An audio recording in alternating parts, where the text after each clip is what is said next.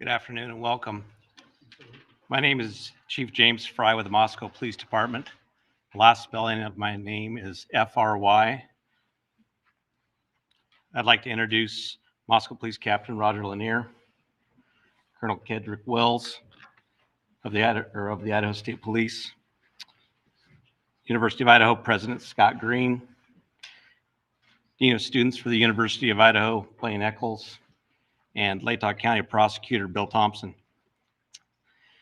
This incident has shaken our community, has continued to shake our community, and we continue to mourn for the victims. We will continue to vigorously pursue the investigation and pursue justice in this case.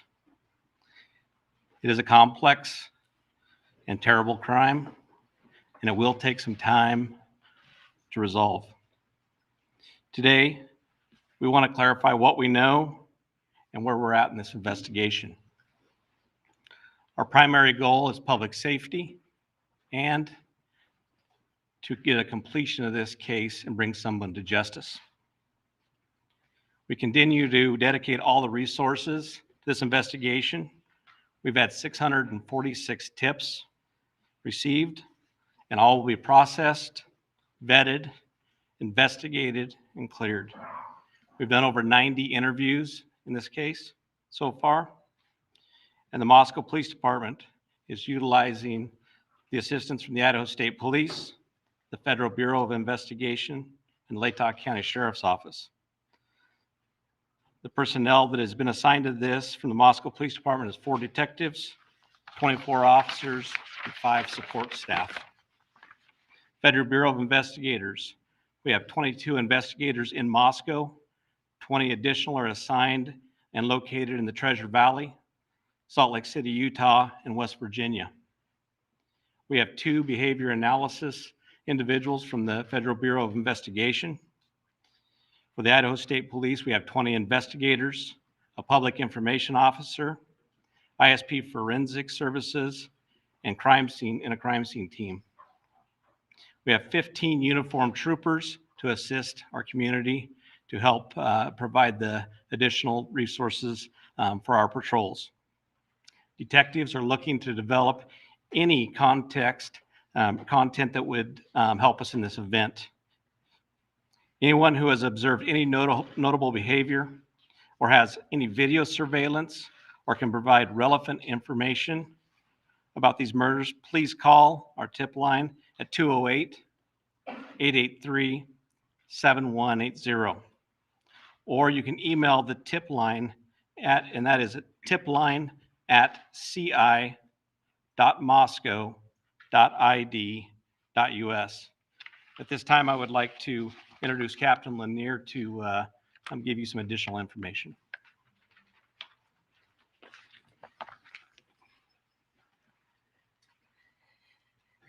Good afternoon.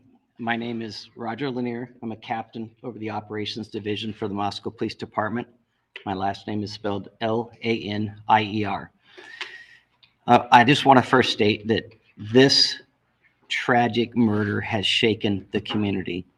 It's been very hard for members of the community, and it's been equally difficult for our officers and for the investigators.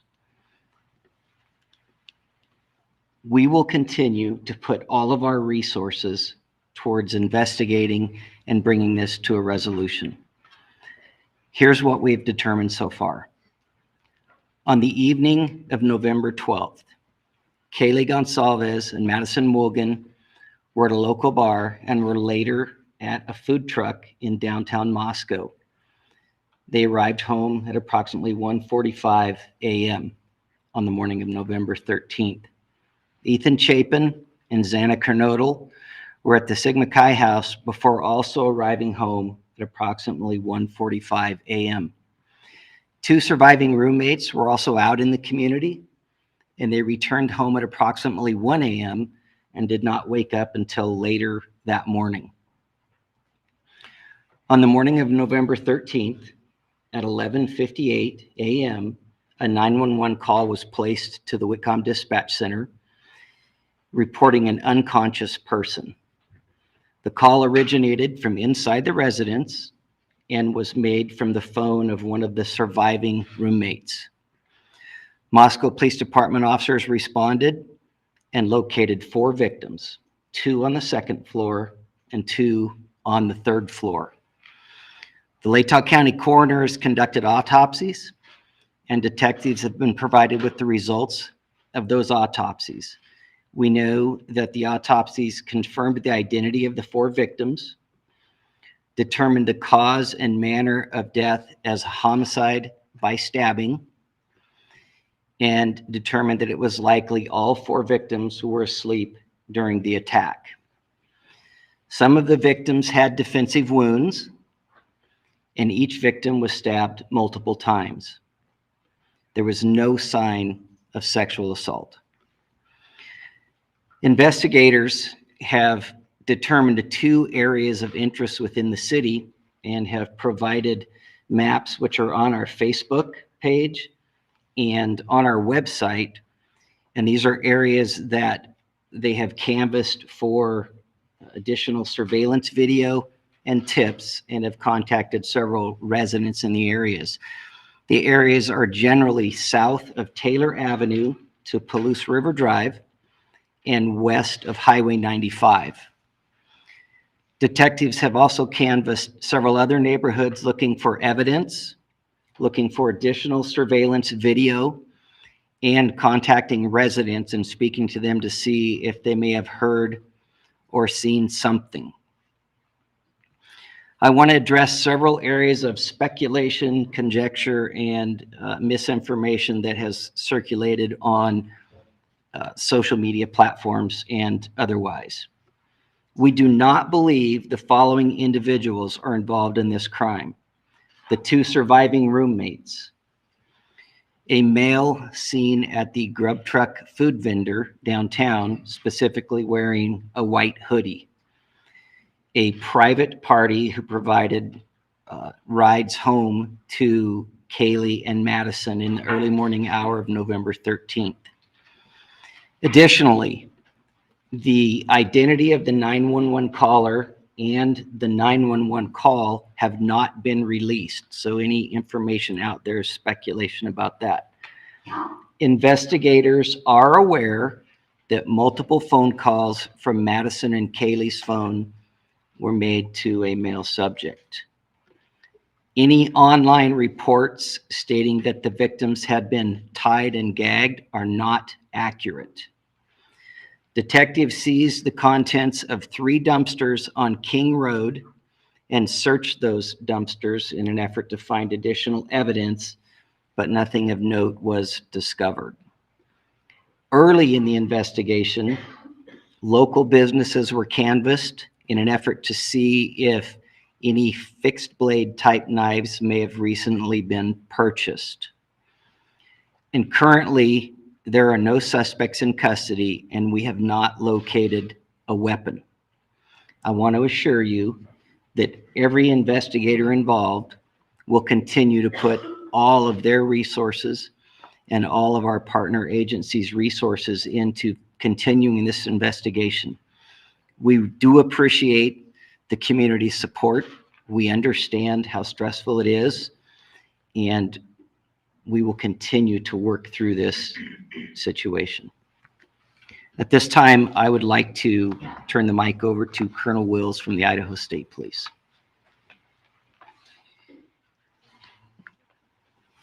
Thank you, Captain.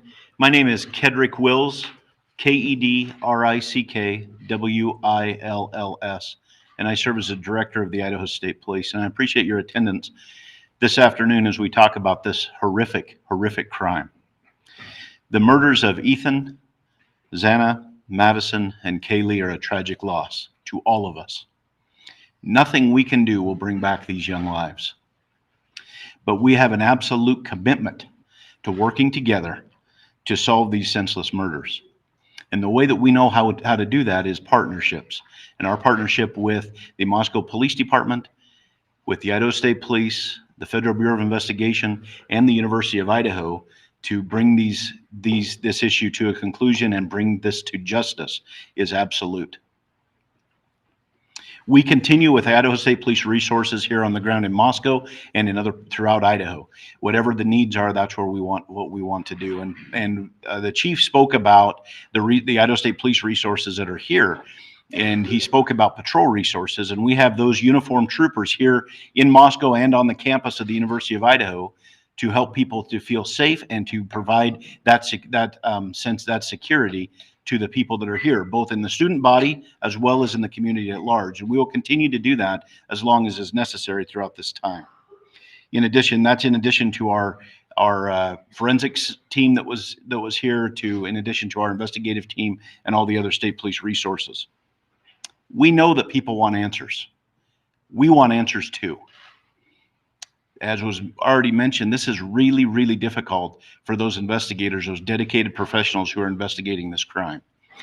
And a lot of people have expressed their desire to help. And the best thing that most of people can do to help is to stop with any kind of rumors and just seek official information that comes out of the Moscow Police Department.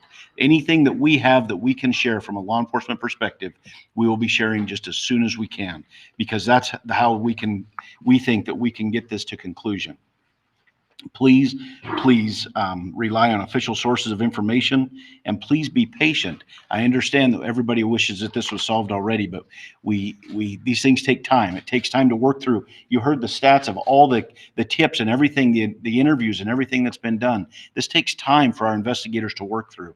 So please be patient as we work through this investigation. We owe this to these young kids, to these young adults. We owe it to them. And we are absolutely dedicated to make sure that happens. Thank you. At this time, I'd like to introduce the University of Idaho President Scott Green. Scott Green, President, University of Idaho. Last name spelled Green, like the color. First, we continue to extend our heartfelt condolences to the families and friends of the victims. As stated earlier, we want justice and appreciate the increased resources from the Idaho State Police and FBI that have been brought to bear on this crime. We fully appreciate and share the frustration of our students, employees, parents, and community members who continue to push for answers. While we wait for answers in the investigation, we've ramped up our security safety practices and are listening to students and supporting them in any way possible.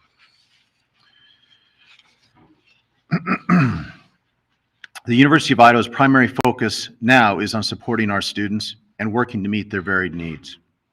The police continue to inform us that they believe this was a targeted attack, but we recognize this is not good enough for some of our students who will want to complete their semester remotely until the person who committed the crime is in custody.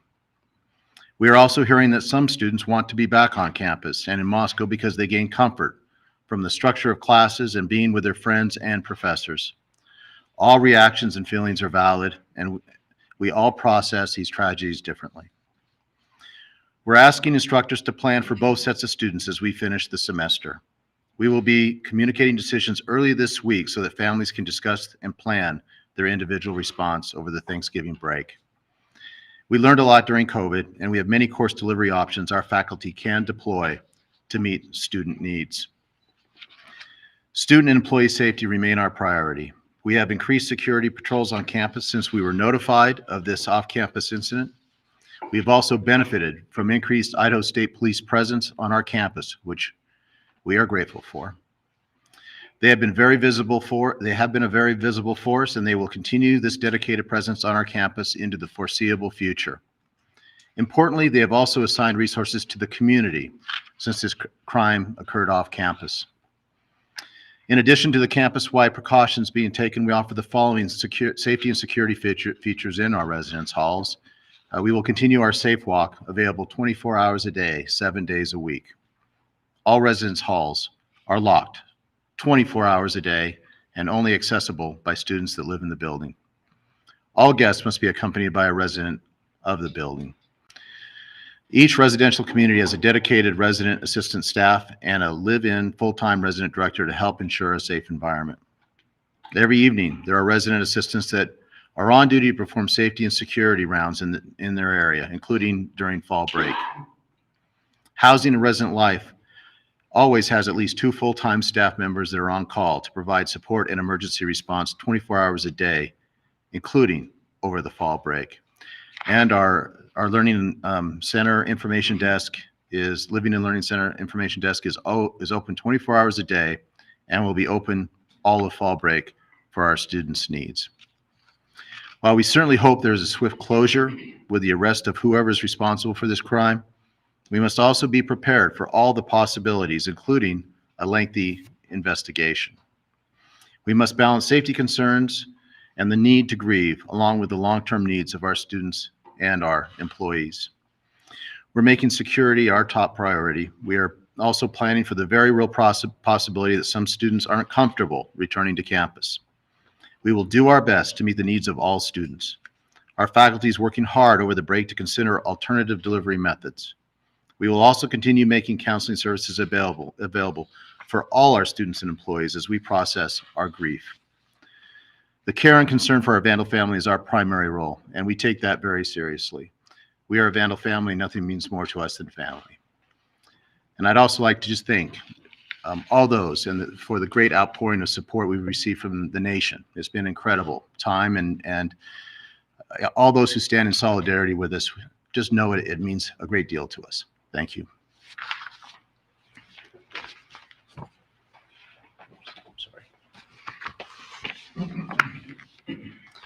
So we're going to open it up at this time to about 8 to 10 questions. We ask that only one question is asked per person, please. And I would also like to just see if there's an Argonaut reporter here. I think it's only fair to give our student reporter the first shot. Speak up if you're in the room, if you're from the Argonaut. Are you from the Argonaut? Are you from the University of Idaho Argonaut? Is anybody from the University of Idaho Argonaut? Okay. Okay. Thank you. Good afternoon. I'm Ted Williams, Fox News. You all have said that these killings are targeted. Can you share with us why you believe they are targeted killings? And do you know who, if any, of the victims were the actual targets of the killings? As we stated earlier in the previous press release or press conference, we believe they're targeted because we take a totality of all the circumstances that we're looking at. Do we know any one person that it was targeted? We're not able to say at this point in time due to our investigation, but we still believe that. But we, like I said, we take a totality of everything that we're looking at. Chief Glenn Mosley, Idaho Public Radio here in Moscow. On the resources, do you have the resources that you need? We do have the resources. It is an incredible outpouring of what we receive from the Idaho State Police and from the Federal Bureau of Investigations and Latah County. Anything we ask for is given. So at any time, if we need additional, all I have to do is call the colonel, and he will provide that. He's already guaranteed me that, and I know the FBI has said the same thing. Hi, Emma Epperly from the Spokesman Review. I know you've said you're not going to release who the 911 caller was, but was the killer the 911 caller? I will tell you no. Can you clarify? You said it was made from the roommate's phone, but you didn't say the roommate made the call. So did the roommate make the call on the roommate's phone, or can you clarify if it was another individual who made the call? Actually, if we could just go to this one first. And Well, it's a follow-up. That's why I wanted to. so what I'll say to that is it was made from the roommate's call or phone, excuse me. And we're not going to divulge who made that call it's part of our investigation still. And when we get ready to release that, we will. Hi, Christina Corbin with Fox News. The male subject whom the women called, has he been ruled out as a suspect or person of interest? Everything that we have taken from those calls, we have followed up on, we've cleared, and we believe that there's no connection there.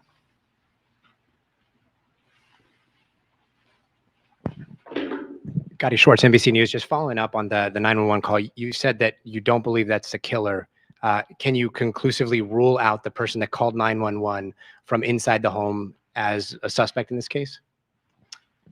Can you go ahead and just ask that one more time, please? The person that was inside the home that called 911, that was not one of the roommates. Can you conclusively rule that person out as a suspect at this point?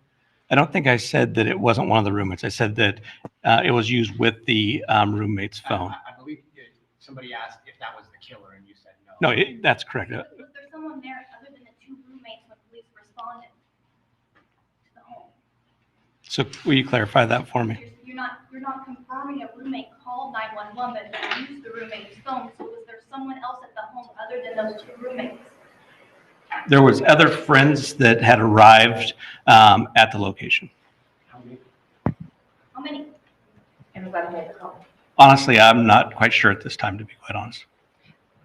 Do you guys have any idea if the killer's still within the community, or are you looking outside the community for the killer in terms of their physical location? We are looking everywhere that evidence would lead us. I can't say if the person's here. I can't say what community the person's in. We're utilizing every resource we can to make that location of that individual. And part of that is the safety of our community is paramount. And that's why we brought in the resource that we brought in to keep our community as safe as we can. Being so close to the border, does that make it kind of automatically an interstate investigation? Can you comment on that? I cannot comment on that. I'm not even aware. Did you look in Washington at all, I guess, for? We're looking everywhere. I'm going to take two more questions. Do you still believe this attack was done by one perpetrator? And if so, how does one individual kill 4 people at night and not wake up the other 2 roommates?